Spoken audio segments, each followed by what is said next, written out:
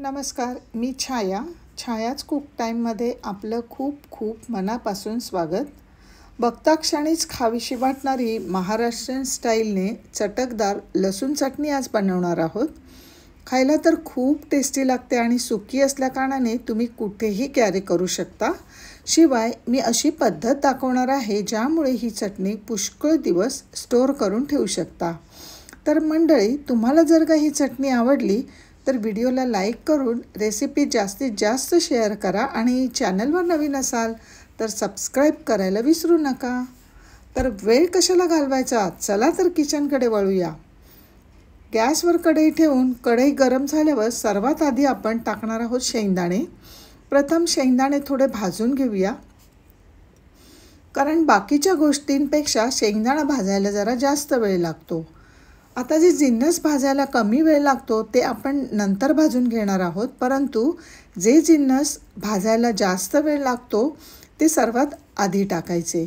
शेंगदाणे आता थोडेसेच भाजले गेले आहेत, अजून पूर्ण भाजले गेले नाही आहेत, फक्त रंग बदललेला आहे. तेव्हा यात टाकूया लसूण पाकळ्या. इथे मी 1 वाटी लसूण पाकळ्या घेतल्या आहेत. नगमध्ये मोजाल तर 25 पाकळ्या आहेत.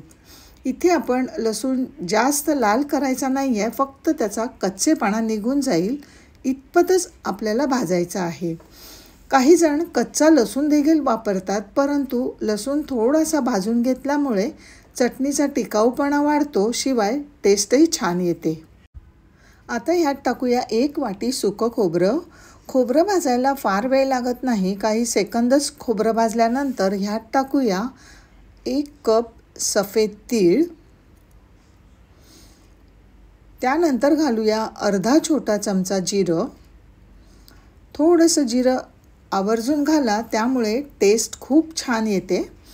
आता सर्व जिन्नस व्यवस्थित भाजून घेऊयात, कारण सर्व वस्तूंमध्ये जर का मॉइश्चर राहिलं तर सर्व चटणी लवकर खराब होऊन जाईल. म्हणून जिन्नस 1 ते 1.5 मिनटं व्यवस्थित भाजून घ्यायचे.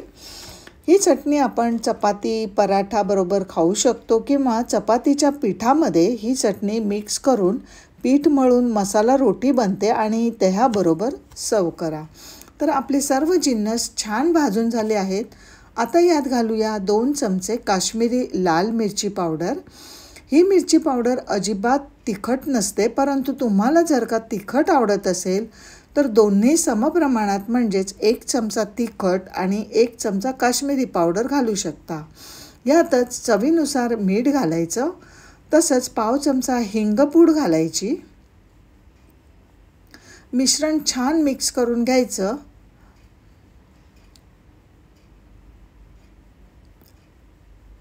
आता गॅस बंद करा. हे मिश्रण थंड करून घ्या. थंड झाल्यावर मिक्सरच्या भांड्यात ट्रान्सफर करायचं. वाटताना ह्यात पाण्याचा अजिबात वापर करायचा नाही आणि मिक्सर चालवताना तो पल्स मोडवर, म्हणजेच चालू बंद चालवा, म्हणजे चटणी चिकट होणार नाही, सुटसुटीत होईल. आता थोडं जाडसर वाटून घेऊयात. हे खूप बारीक वाटायचं नाही आहे. ही चटणी जसजशी थंड होईल तशी आणखी सुटसुटीत होईल. तर मंडळी, खूप सिंपल आणि सोपी रेसिपी आहे, आणि कधी भाजी बनवायचा तुम्हाला आळस आला असेल तर भाजीला ऑप्शन म्हणून बेस्टच आहे ही चटणी. आता तुम्ही ही लसूण चटणी कशी बनवता ते कमेंट करून नक्की सांगा. व्हिडिओ आवडला तर लाईक शेअर करा. चॅनलवर नवीन असाल तर सबस्क्राईब करायला विसरू नका. धन्यवाद.